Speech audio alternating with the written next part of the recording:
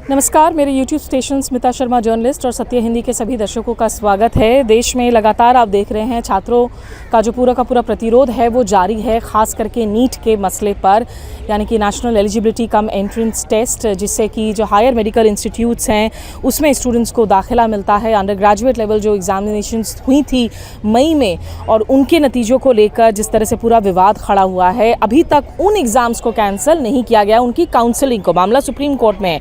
लेकिन इसकी जगह हमने देखा कि NBE जो नेशनल बोर्ड ऑफ एग्जामिनर्स है, वो लोग जो नीट PG लेवल की एग्ज़ाम्स करवाते, जो आज के लिए शेड्यूल था, उसे कुछ 10-12 घंटे पहले एग्ज़ाम्स होने के स्थगित कर दिया जाता है। आप सोचिए छात्रों के मानसिक हालत पर क्या असर पड़ रहा होगा जो इतने दूर दूर से आते हैं अपनी एग्ज़ामिनेशन देने के लिए। इस वक्त काजल हमारे साथ है और उनके पिताजी हमारे साथ हैं, इनसे हम बात करेंगे। काजल 20 साल की युवा हैं और नीट UG इस बार तीसरी दफ़ा आपने अटेम्प्ट किया था।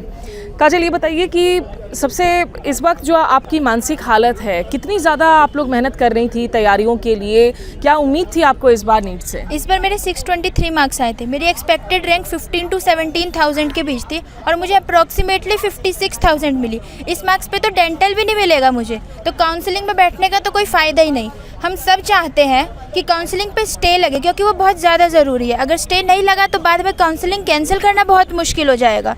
पहले तो हम सब ये नहीं चाहते थे कि 23 को सिर्फ 1563 स्टूडेंट्स का रीटेस्ट हो, क्योंकि वो भी बिल्कुल गलत है, क्योंकि कोई कहीं प्रूफ नहीं हुआ है कि सिर्फ इतने ही बच्चे जिन्हें ग्रेस मार्क्स मिले।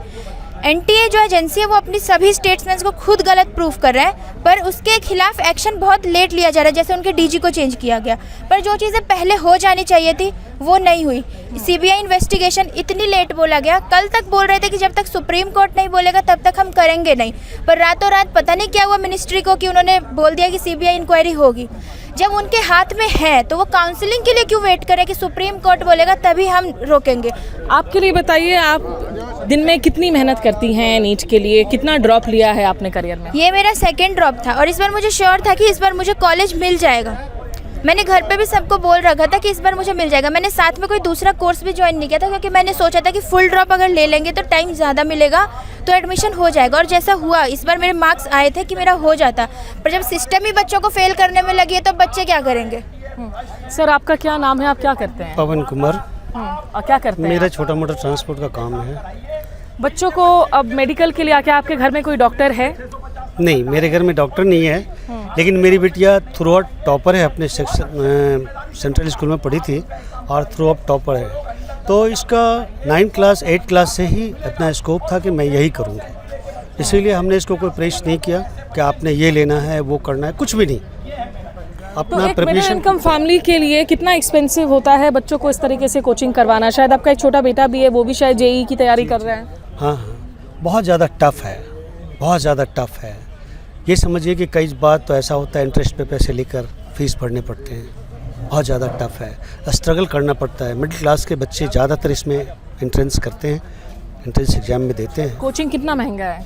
बहुत महंगा है, कोचिंग तो लाखों में देना पड़ता है फीस, कहाँ से देना पड़ेगा। और गवर्नमेंट को इसमें सपोर्ट करना चाहिए। गवर्नमेंट के पास कोई अपना इंस्टीट्यूशन नहीं है जो बच्चों को पढ़ाए, बच्चों की पढ़ाई लिखाई पे कोई ध्यान नहीं है, प्राइवेटाइजेशन कर रहे हैं, ये सारा दिक्कत हो रहा है। आप एक बात बताइए, एक संवेदनशील गवर्नमेंट और हमारे हिंदुस्तान में आश्चर्य की बात है कि सरकारी सीट कम है और प्राइवेट सीट ज़्यादा है। प्राइवेट सीट कम होने चाहिए थे, सरकारी सीट ज़्यादा होने चाहिए थे। आपने कॉलेजेस में सीट नहीं बढ़ाए, आपने हॉस्पिटल्स नहीं बढ़ाए।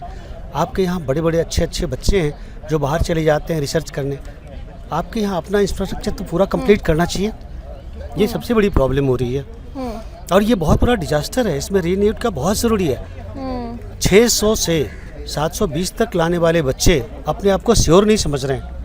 यहाँ दर्शकों को बता दें कि लगातार पिछले 2 हफ्तों के अंदर में हमने देखा है कि 2 एग्ज़ाम कैंसिल हुए हैं, पोस्टपोन हुए हैं। जो यूनिवर्सिटी टीचर्स की रिक्रूटमेंट की बात होती है, नीट PG की बात करें, 3 की बात करें, पोस्टपोन और कैंसिलेशन मिलाकर CSIR जो हायर रिसर्च के लिए जो एग्जामिनेशंस हैं उसको भी हमने देखा कि उस पर भी असर पड़ा। बार बार ये जो पेपर लीक्स की बात की जा रही है और NTA का गठन 2017 में किया गया था ताकि स्टैंडर्डाइज स्ट्रीमलाइन किया जा सके इन एग्जामिनेशन प्रोसेसेस को। ये अगर बार बार धांधलियाँ हो रही हैं, इनके लिए मतलब आपको क्यों लग रहा है कि ये पेपर लीक्स इतना मुश्किल क्यों हो गया भारत में कंट्रोल करना? पेपर लीक भारत में कंट्रोल करना मुश्किल हो गया है, क्योंकि हमें लग रहा है कि इसके जो एजेंसी है उसके लोग भी रिलेटेड है, क्योंकि बिना अंदर के लोगों के रिलेटेड एक पेपर मान लेते लीक हो गया, पर 3-4 पेपर पे असर बैक टू बैक पड़ रहा है, ये तो फिर क्वेश्चन मार्क लगा रहा है एजेंसी के ऊपर, गवर्नमेंट के ऊपर। आपको क्या लगता है सर कि यहाँ पर अगर डीजी सुबोध सिंह को हटा दिया गया, एक हाई लेवल टेक्निकल कमेटी बनाई गई है देखने के लिए कि एनटीए में क्या धांधलियाँ हो रही हैं, उसमें एम्स के डॉक्टर गुलेरिया हैं जो फॉर्मर डायरेक्टर रह चुके हैं, इसरो के चेयरमैन हैं, क्या ये बिना पॉलिटिकल नेक्सस के, क्या इस तरह का करप्शन, क्या इस तरह का कोचिंग माफिया का नेक्सस मुमकिन है? देखिए, बच्चे का एक एक दिन का टाइम बहुत इम्पोर्टेंस रखता है। पहले भी लेट बहुत हो चुका है। आपने जो भी एजेंसीज लगाए हैं, आपने सीबीआई लगाया, सीबीआई को टाइम लगेगा इसमें, तब तक काउंसलिंग का टाइम आ जाएगा।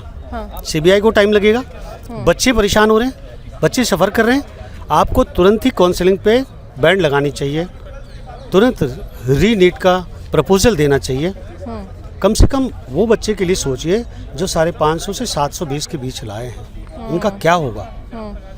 और ये जो आपने डीजी बदला, आपने सुबोध कुमार सिंह को बदला, एक बात बताइए, किसी भी ऑफिसर का पूरी कैरेक्टर की हिस्ट्री किसी भी गवर्नमेंट के पास पहले से होती है।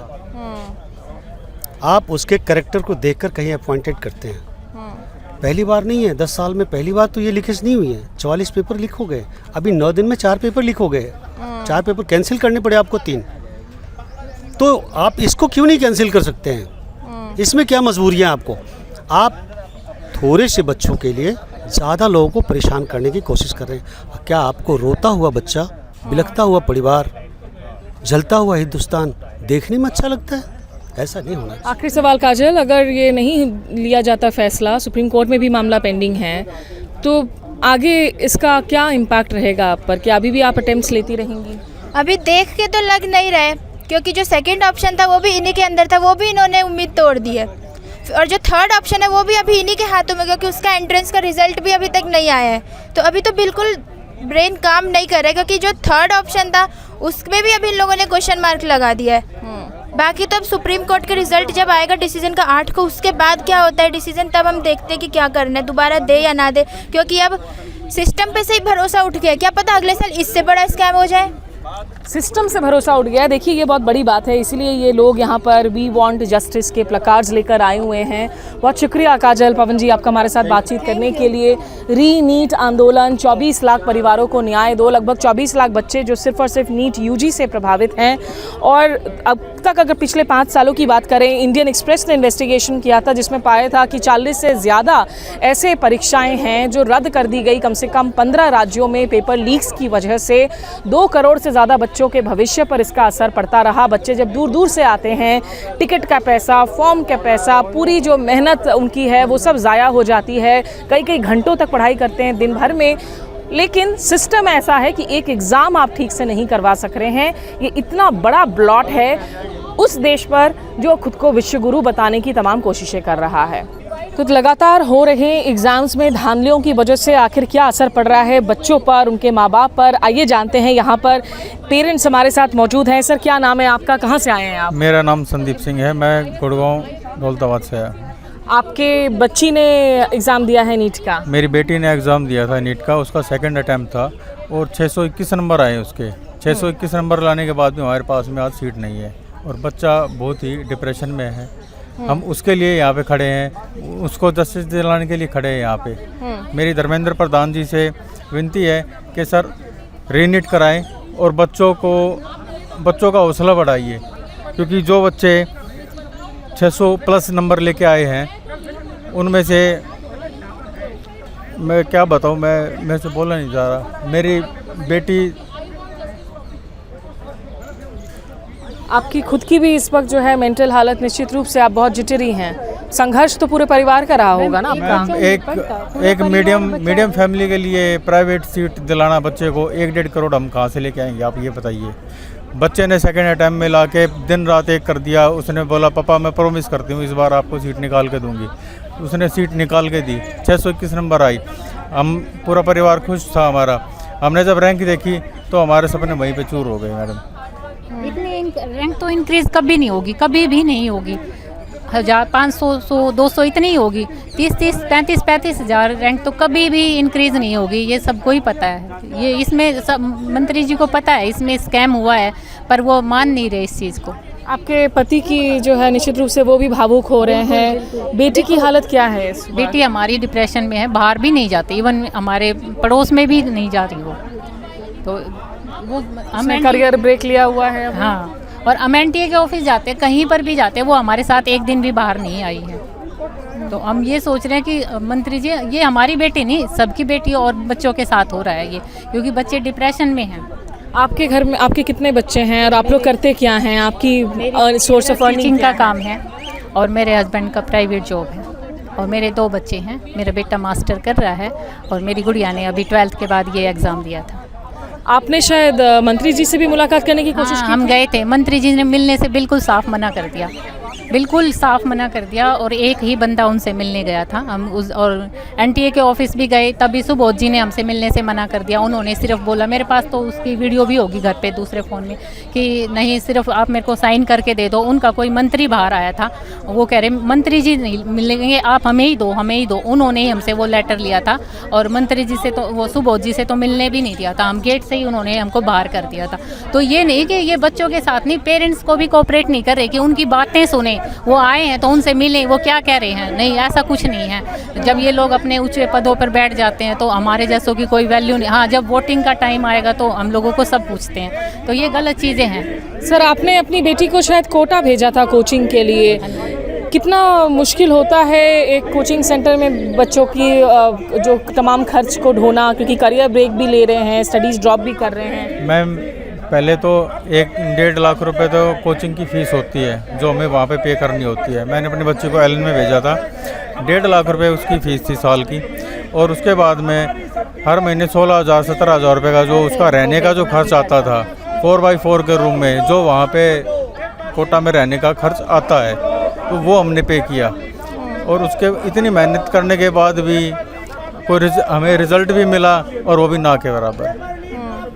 तो आप चाहेंगे कि बेटी अभी भी आगे और अटेम्प्ट ले? आपका इस पूरे सिस्टम पर भरोसा रह गया है? नहीं, हम सिस्टम पे भरोसा नहीं है। हम अभी भी मंत्री जी से नहीं, हम मोदी जी से रिक्वेस्ट करेंगे कि प्लीज़ रीनेट करवाएं। सीबीआई वगैरह बाद में करवाते रहिएगा आप, अभी बच्चों को सिर्फ रीनेट का भरोसा दिलाएं और वो एग्ज़ाम की तैयारी करें। उन्हें डेट दें कि हाँ, इस डेट को आपका आज 1563 बच्चों का एग्ज़ाम है, लेकिन कोई फ़ायदा नहीं है उसका। किसी बच्चे को कोई पता है कि ये 1563 बच्चे अगर रह भी जाएंगे तो भी उनको सीट नहीं मिलने वाली, क्योंकि जो रैंक का इशू है वो इतना ऊपर इन्फ्लूज हो रखा है कि बच्चे सोच ही नहीं सकते। ऐसा भी हो सकता था। क्यों लग रहा है आपको कि सरकार नहीं मान रही है? ये मामला सुप्रीम कोर्ट में भी है, दूसरे एग्जाम्स हैं, टीचर्स रिक्रूटमेंट, CSIR वाले वो कैंसिल हो गए हैं, नीट PG जो NBE करवाती है उसको पोस्टपोन कर दिया है, जबकि आप NTA के DG को बदल रहे हैं, बिहार में अरेस्ट हुए हैं, CBI जांच करवा रहे हैं, तो ये तो एडमिशन ऑफ गिल्ट है। तो फिर क्यों काउंसलिंग जो है ये लोग अभी नहीं कैंसिल करवा रहे हैं? मैम, धर्मेंद्र प्रधान जी फंस चुके हैं अभी।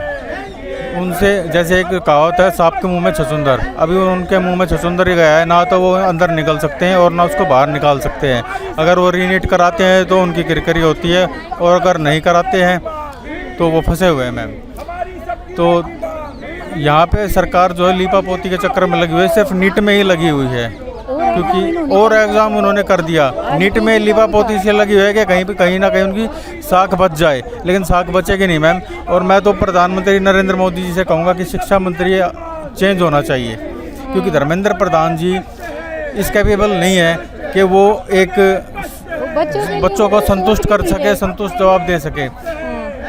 जब वो इतनी परीक्षाएं रद्द कर चुके हैं, 3 परीक्षाएं वो रद्द कर चुके हैं, तो नीट करने में क्या दिक्कत आ रही है सरकार को? तो देख रहे हैं आप लोग पीछे जहां प्रोटेस्ट भी जारी है नीट को लेकर, जंतर मंतर में परेशान माँ बाप ये पूछ रहे हैं कि आखिर आप नीट के एग्ज़ाम को क्यों काउंसलिंग नहीं करवा पा रहे हैं, क्यों रीनीट नहीं करवा रहे हैं। और शिक्षा मंत्री धर्मेंद्र प्रधान के इस्तीफे की बात भी अब की जाने लगी है, लेकिन सरकार का रुख क्या रखेगा वो अभी भी कह पाना मुश्किल है। हमारे साथ जुड़ने के लिए बहुत शुक्रिया। आप बने रहिए स्मिता शर्मा जर्नलिस्ट मेरे YouTube स्टेशन पर। नमस्कार।